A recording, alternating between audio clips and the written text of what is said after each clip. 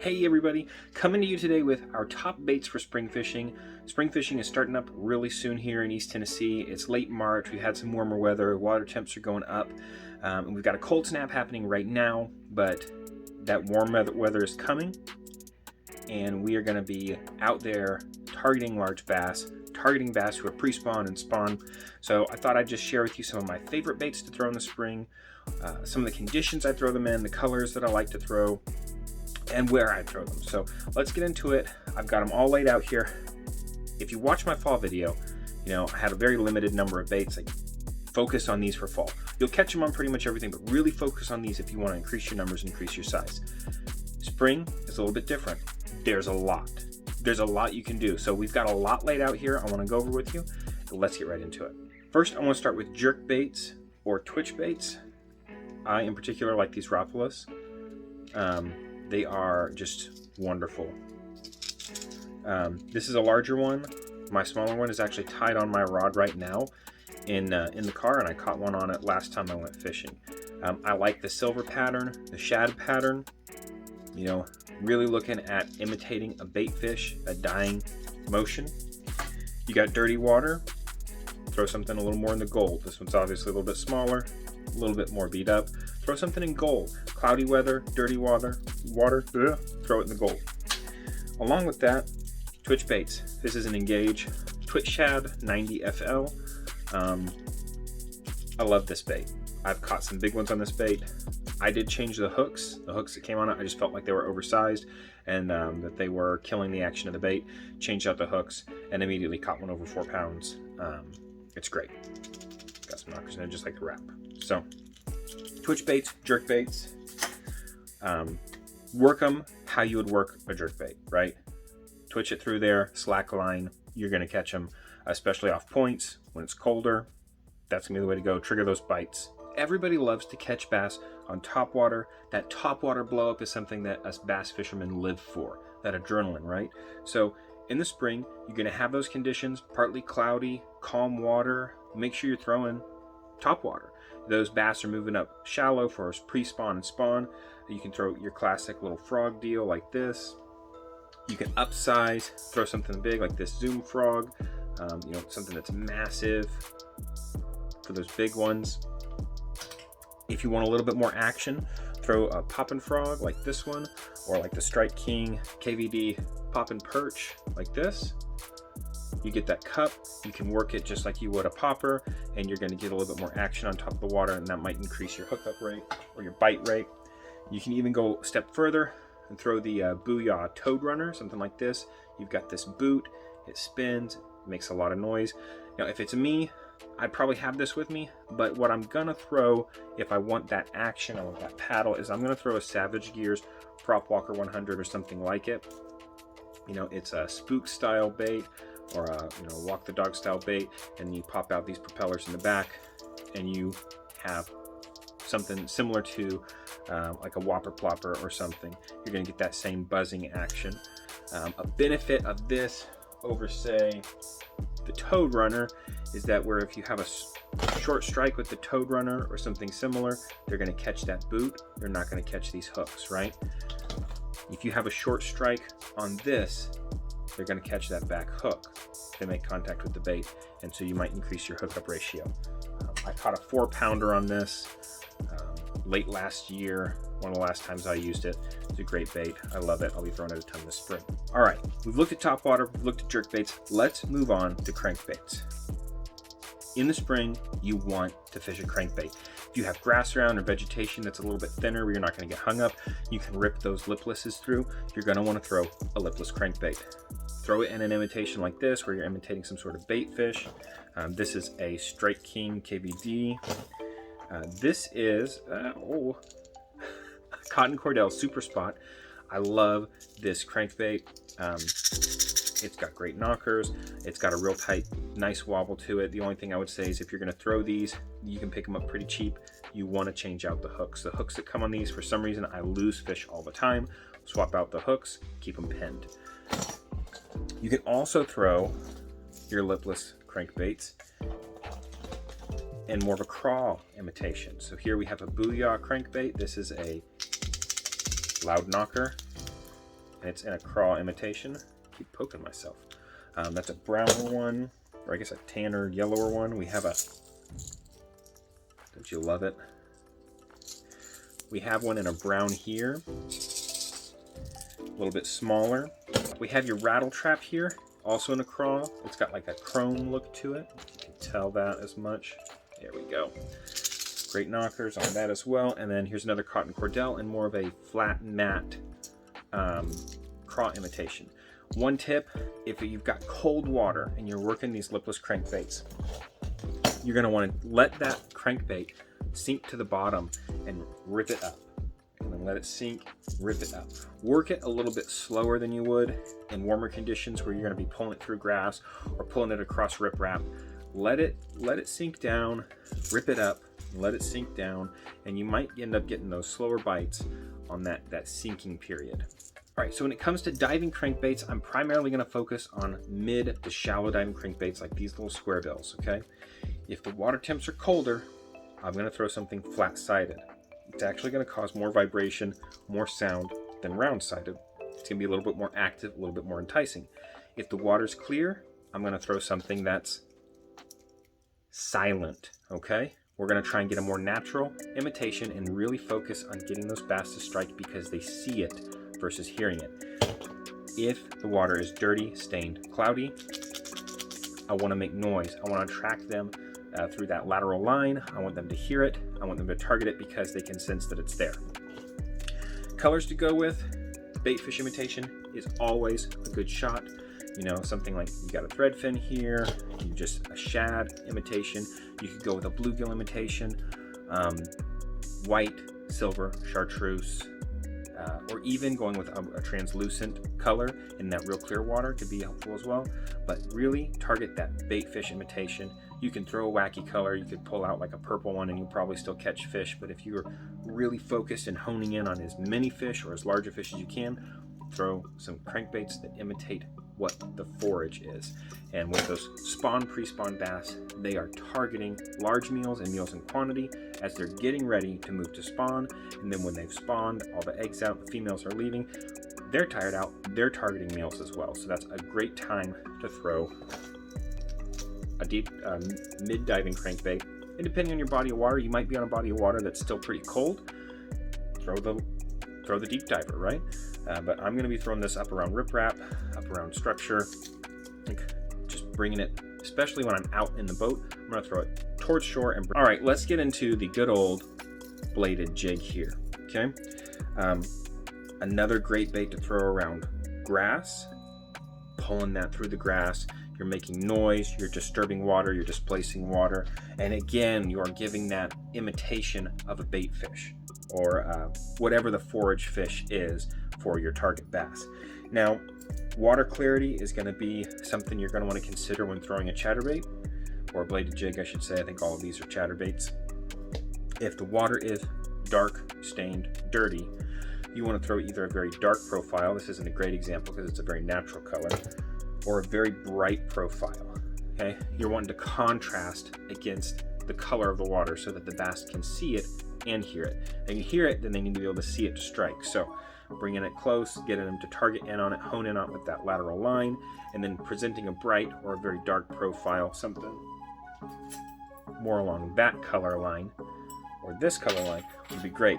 You got clear water, throw something a little bit more natural. We have like a pumpkin seed color here. This is the Weedless Project Z, Z-Man Chatterbait. That's one of my favorite bladed jigs to throw. Or in this, you've got another bait fish here. We have chartreuse, we have that imitation of a fish, getting the imitation of the forage again, so that we're getting a natural presentation for clear water. Now we looked at bladed jigs, and you saw a peek at our next bait. Oh, almost lost one. You can hear them. Spinnerbaits, right? Again, targeting that bait fish presentation. Windy days, you've got moving water. That's going to be when you want to throw this. You're not going to want to throw a spinnerbait on necessarily an entirely overcast day, but if you do have overcast conditions, you want to throw something that's got gold blades on it. Gold blades are actually going to pick up the sunlight a little bit better on an overcast day than they will on like a bright sunny day. Same kind of rule of thumb as with the bladed jigs. When you have that clear water, you want to provide a more natural presentation, something along those lines, or something like this, or something like this, where we have like a bluegill imitation, right? You're targeting again the forage, right? You're thinking about what the bass are thinking about eating, and you're going to target or present them the target of what they're eating. So if you're in a pond where the primary forage is small bluegill, throw something like this. This is a Googan Squad Zinger, and I don't remember the color name, but it is very clearly a bluegill presentation. Here, you've got a little shad presentation. When you throw, I poked myself. When you throw a white, and we've got these silver blades flashing, you're presenting again shad. And the great thing about a spinnerbait is it doesn't just present the idea of one bait fish swimming along.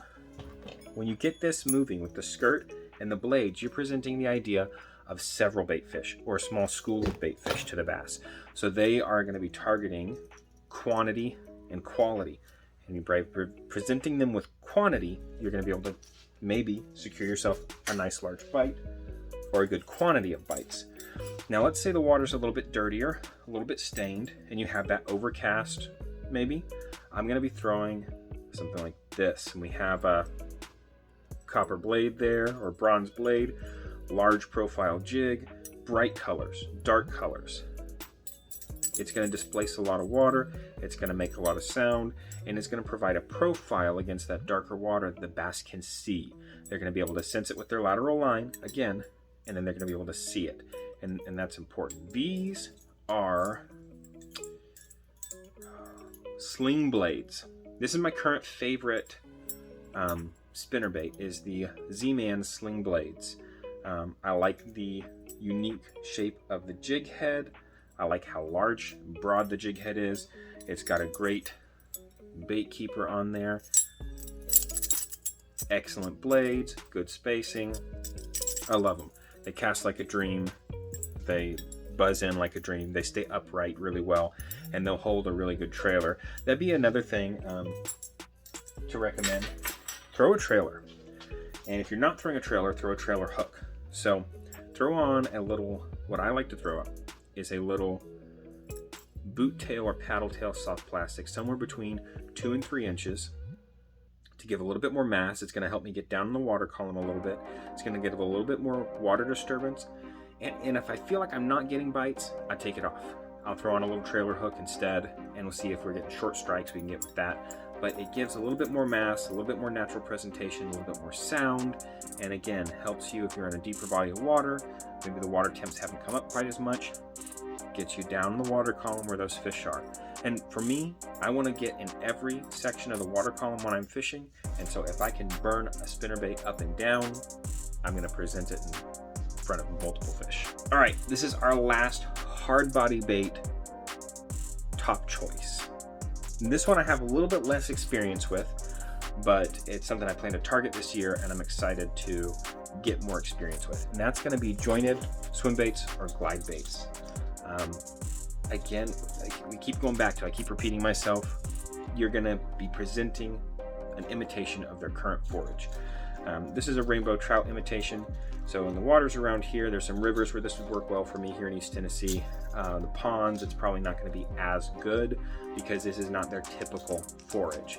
But it's that slow moving, side to side, move it along, let it pause, let it suspend or sink, and then back through, giving them a moment to think about, does that look like a tasty meal that I want to eat?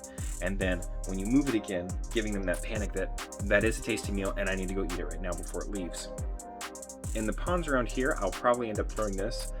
I think this is the Junior Contender in a bass color, which is great because bass are cannibalistic. And when they see a nice, tasty little baby bass, they're gonna eat it. And it's the same thing. We have that slow, jointed, natural motion. You can burn it in, you can pause it, you can twitch it like you would a jerkbait and give it that sporadic movement. Presenting that high density meal, that large meal for those bass who are really wanting to feed, that's what you want to do. It's got to be worth their time and present them the nutrients that they're looking for going into spawn. Moving on to soft plastics. Real quickly, I know we've talked about a lot of baits, we've talked about different conditions. The truth is, a lot of baits work in the spring because it's the perfect conditions to catch good bass. So try everything, consider the conditions, consider your body of water. Let's look at soft plastics and how that can be something, especially as we're moving to more of a finesse approach to catch these big hungry bass. So for finesse, I'm gonna start with considering where the bass are. Have they moved up on beds? Are they on a sand bottom? Are they on a rock bottom? And then I'm gonna pick my bait color based on some of those conditions. I'm gonna go with a stick bait a lot because you can Texas rig it, you can wacky rig it, you can Nico rig it, you can present it in a bunch of different ways. White is great. Again, we're going back to presentation, we're going back to what are we imitating, and we are imitating the forage, we're imitating a shad. At this point, we're presenting them with that white bounce. These have a white pearl effect. These are ours. You can buy these right now, dadfishtackle.com. But they have a pearlescent effect, so in the water they shimmer, the light catches the side of it, you're going to get kind of that scale presentation that you would see on a bait fish, and that's going to be something that's going to entice largemouth, smallmouth to eat. Sticking with that, something along these lines, you can see there, this is a green pumpkin blue, but it has a pearlescent blue highlight powder in it. We call this color green sunfish because it gives that imitation of a sunfish. We have a variant on this that has bluegill colors in it, and it looks like, I don't have any worms with me right now, but it looks like this. Yeah, looks like that. Either of those would be great because, again, you're imitating the forage. I would probably start by weightless Texas rigging those. One of the great things about Dadfish Tackle stick baits, you don't need a weight. They're not loaded up with salt. We use a high density, high durability plastic. These will sink on their own, just with the weight of the hook. I like to throw them on a 3/0 EWG, pitch it out there, let it sink. It's gonna hit bottom, it's gonna fall over. I'll twitch it up, let it fall over, presenting that bait fish, feeding along the bottom, and bass eat it. I actually caught my first fish of the year on a black and blue style presentation, one of our stick baits, 5-pounder. There's a video on it. I'll put it up here somewhere. Sticking with finesse, also going to be throwing a finesse worm. Right here, I have the Dragon Drop from Googan, and I have it in a, they call it green pumpkin pearl. In the water, I'm going to call that a bass imitation. You were looking at a baby bass imitation there, that when it hits the water and it drops down, you're presenting those colors to a bass that signal that's another smaller bass. And because we know bass are cannibalistic, we know that they like to eat other small bass. That's going to get them. Throw it however you want to throw a finesse worm. Drop shotting would be great, depending on the depth of the water and your conditions. With all of these, pay attention to your conditions. Next, let's move on to something a little bit more active and kind of taking some steps back to what we were looking at earlier, and that is swim baits. I don't have a ton of them right now because I need to shoot some batches. Here I have a Storm Largo Shad rigged up on, I believe, a Storm jig head. Great little swim bait. You're looking at some durability. You're again presenting a shad imitation. White, I would definitely throw white. You could throw chartreuse. I've actually on the ponds around here had a lot of luck with blues, throwing like dark blues, but I think primarily what I'm getting there is I'm having a dark profile on dirty water, and the dark profile becomes visible to the bass, and so they eat it. Throw it on an underspin jig to give yourself a little bit of an edge, give that flash a little bit more attraction. If the bite, you're just not getting a bite throwing it without that, throw it on an underspin and you're going to get a little more flash. You might attract that bite. Creature baits. We all love creature baits, right? I'm going to start with crack and crawl in similar profiles, right? We're looking at a crawl profile that's going to stand vertical and has claws or pinchers, something like that. So this would be great on a jig, Texas rigged, you know, work it in those conditions. You're gonna get your bites. Choose your colors depending on the forage in your area. Pay attention. If you catch a fish, pay attention if it's coughing up bits of crawdad, or pay attention as you're walking the bank, in the river, throw over a few rocks. See if you can see what color, what presentation, the water conditions are giving you as far as the crawfish go. Also with creature baits, we have a beaver style bait, right? Texas rig it, hop it around, same type of deal. Pay attention to your colors, pay attention to what is in your body of water. You might be able to find that information online depending on where you are and how involved you're, like in Tennessee it's the TWRNA, Tennessee Wildlife Resource something, Wildlife and Nature Resource Agency, I believe. How involved they are in your waterways. They might have something that says, hey, this is what we have, this is what they normally look like. This is not really a great color imitation, it's just what I had here. And so that could be, a resource to look into to help you pick a good color for your craw imitation. Generally reds, black and blues, black and purple. Bass just see purple really well. But crayfish typically go through a black, blue, orange, brown, red. Those are your color spectrums typically that you're going to want to target. Moving on from our creature baits, we're still looking at craws. We're just moving on from those beaver style baits. Let's look at a punch bug or something similar. Slimmer profile, almost shrimp-like, still a craw profile. I'm going to throw natural colors in clearer water. This is a bluegill imitation here. If they're bedding, if they've moved up on beds, or I feel like I need a white presentation, obviously I'll throw a pearl white. You can throw a stark white as well. I like the pearl because it has a little bit of shimmer to it. If they're on beds, I'm definitely going to try throwing white in there because what I'm imitating is a bait fish moving through the bed. If they're ignoring that, I'm going to throw a bluegill imitation. I might even pick up one of those big swim baits and swim it through the bed a couple times just to get them riled up. But throwing something like this that's going to land and have that bluegill sheen and those colors could trigger a bite. Same with the green sunfish imitation. Now I mentioned earlier rock bottom, sand bottom, mud bottom. Like, what does the bottom of the water that you're fishing look like? And with soft plastics especially, that can change how you want to present the bait, what color you choose to present. So let's say I've got a mud bottom, like I'm fishing a pond and it's a dark brown, gross black mud bottom. I'm not going to throw the green pumpkin. It's not going to stand out. So if the bite is tough, that is going to be out. I'm not going to throw that. I'd probably pitch this out and throw white. I want it to be standing out. I want it to be stark against that background because we're fishing these on the bottom, right? Now, you look at Florida and a lot of the ponds. In Florida, especially closer to the coast there, you've got a lot of sand, okay? On a sand bottom, the white might not stand out. You're looking at like you're removing your contrasting color and the white is going to blend in. In that case, I'm going to throw something with a darker profile. Or I might go real wacky and throw something in like a pink. This is our UV pink, or chartreuse pepper green here, like that. Something that's going to land against that bottom and really stand out. You can do that with a dark bottom or a sandy bottom. You can do that when the bite gets tough during spawn.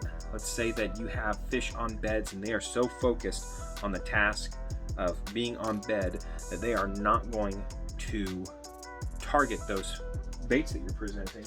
And you've thrown white in there, and you've drug a little drag and drop through there. You've even brought through your big swim bait, and they just are ignoring everything. Try throwing something that's just way out there. I caught my first PB on a lemonade bubblegum yum dinger. It is a orange and hot pink swirl 5-inch stick bait.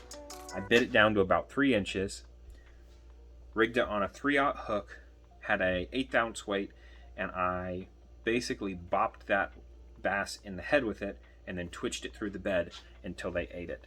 And that pink color, that bright color contrasting against the bottom, and irritating that fish. They don't like stuff in their bed. They're gonna try and nose it out. I had her do that several times. I just got her angry enough that she ate that worm. So sometimes you might have to present whatever bait it is to your spawning fish multiple times in order to get them to eat.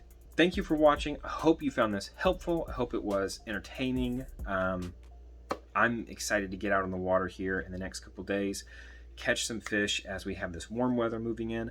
April is going to be super busy for us, trying to land some big spring fish.